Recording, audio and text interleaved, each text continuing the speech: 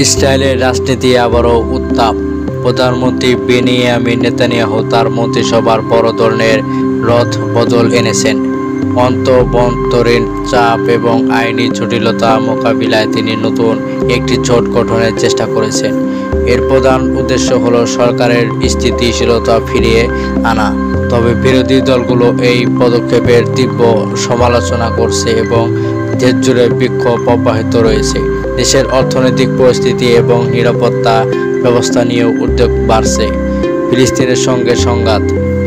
গাজা এবং পশ্চিম তীরে ফিলিস্তিনিদের সঙ্গে ইসরায়েলি বাহিনীর সংঘাত সম্প্রতি নতুন করে মাথা চাড়া দিয়েছে। গাজা থেকে রকেট হামলার জবাবে ইসরায়েল সামরিক অভিযান চালাচ্ছে। দুই পক্ষের এই সংঘাতের কারণে অসংখ্য মানুষ হতাহত হচ্ছেন।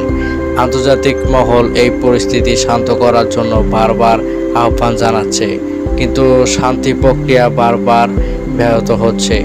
জাতিসংঘ ও মানবাধিকার সংস্থাগুলো এই সংঘাতের দ্রুত সমাধানের জন্য চাপ দিচ্ছে।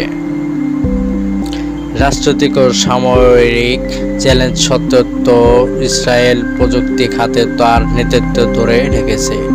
নতুন স্টাফ এবং সাইবার নিরাপত্তা প্রযুক্তিতে তারা বিশ্বে প্রথম সারিতে আছে।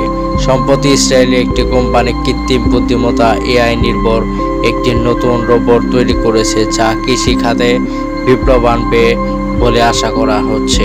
এটি ইসরায়েলের অর্থনীতি আবারও শক্তিশালী করতে সাহায্য করবে।